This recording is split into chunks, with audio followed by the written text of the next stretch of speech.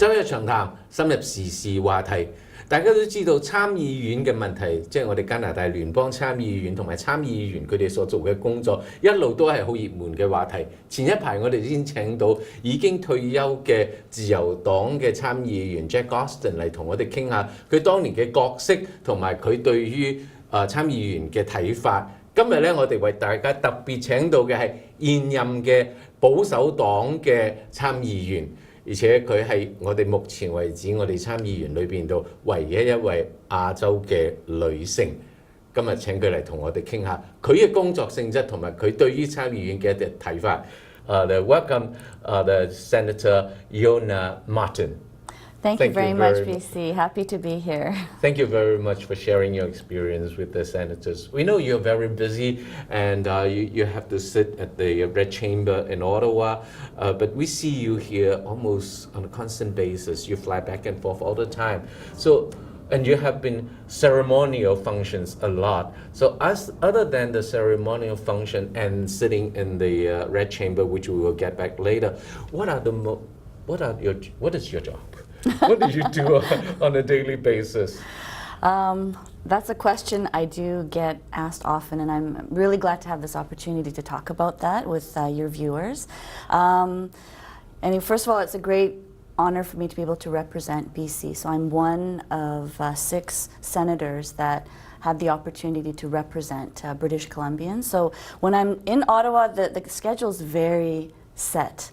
There are chamber sittings, there are meetings, there are caucus meetings, various types of meetings, stakeholder meetings, and things that happen there.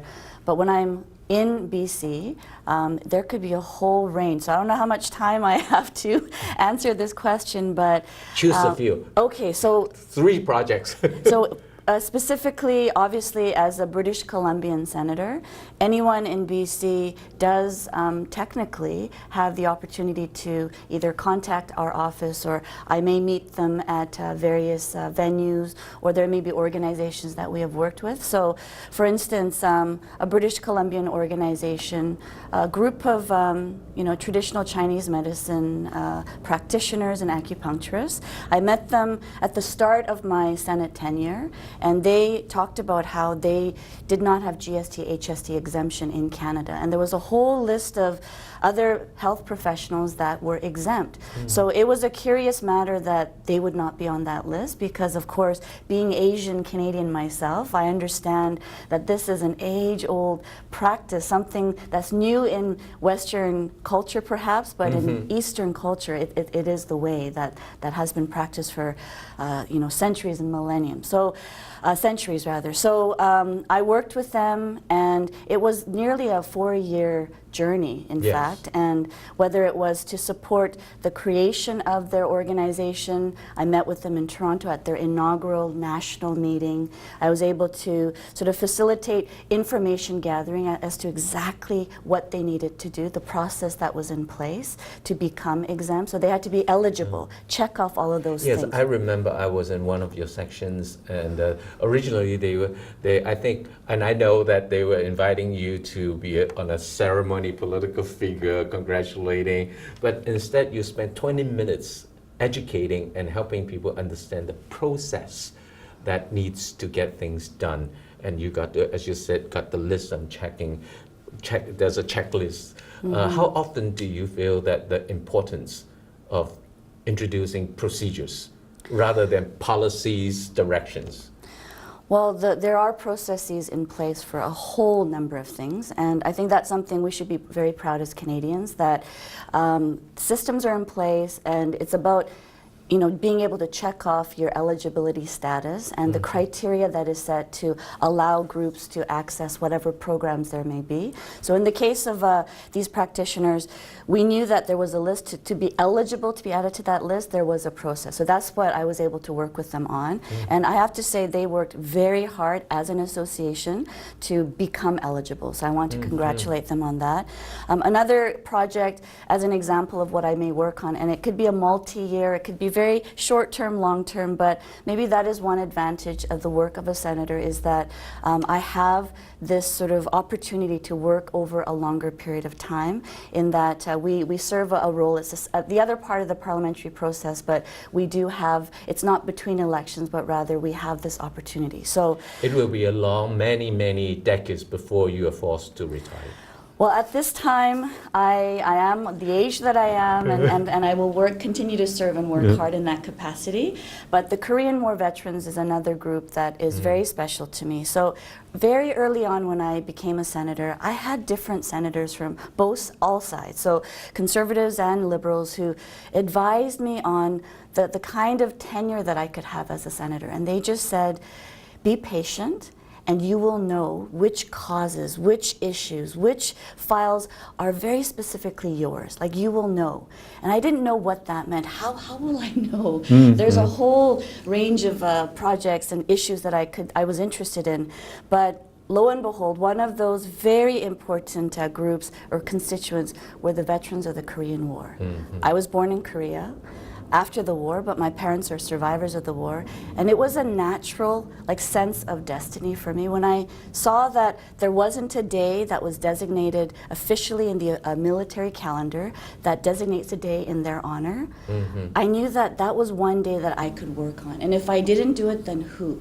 So that was a multi-year process of really looking at the process of making, creating a bill, introducing it, finding the right partners to really support. It was an all-party supported bill, but I'm very proud to say that I was the champion of something like that, and that was a natural fit.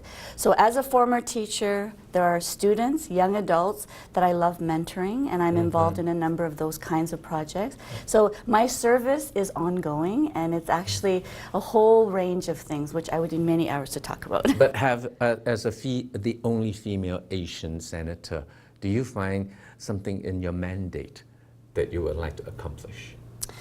I think all those natural fits as to who naturally sees me as somebody that represents them. So I am an Asian female, so yes, with Pan-Asian communities, I feel that they can look at me and feel a closer connection naturally as an ethnic Canadian. As an immigrant myself, I came to Canada when I was 7 years old, so I have immigrant parents, and I understand all of the challenges and struggles because my parents went through it, and so did I as a new immigrant to a country, as a young girl.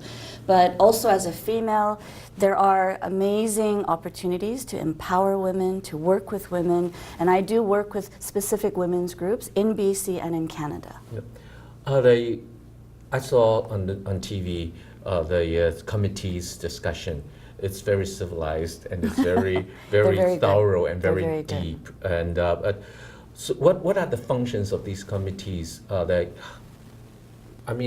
do they do? Because we know they are talking about specific issues, but is that ad hoc, the committee, or is there a constant structure? Again, this is a whole sort of category of information that I could really go on at length about, but there are standing committees that are set and established, and they are committees that have a very specific focus. There's, I would say, sometimes an umbrella description of what things could fall under it. But for example, I served on the Social Affairs and Science and Technology Committee for at least 4 years, and so I'm very familiar with that committee. And when I was serving on that committee, anything related to immigration, health, education, social issues, science and technology. So it's a pretty broad umbrella. All of the bills related to any of those issues, as well as studies that we would undertake, studies about cities or poverty or homelessness, studies on post-secondary education and access to education. These are all things that the committee would be overseeing. And when I served on the Communication and Transport Committee, that committee looked at anything related to transportation, so the airline industry. There was a very extensive study on that, which I was able to participate in, and any issues related to communications, transportation, that would fall under that committee's work. So every committee does have a mandate. They have a separate website. They have clerks and researchers and the senators that are assigned to those committees. And those senators may have certain expertise prior to their appointment in their, sector specializations, or may, for instance, for me as an educator, obviously I had certain expertise, but as an ethnic Canadian, it was a natural fit to be on the Social Affairs, Science and Technology Committee. Now, as a deputy leader, which I am serving now, deputy leader of the government in the Senate, I don't serve on the same committees. I'm an ex officio member of all of the committees. So if I go, I do have a vote on that committee if there were a vote-taking session.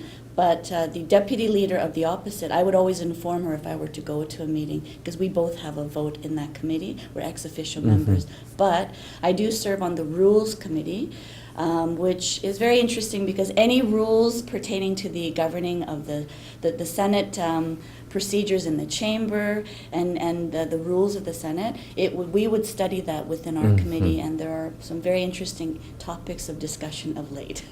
I have many more questions based on what you have they introduced to us, but let's take a break and we'll come back.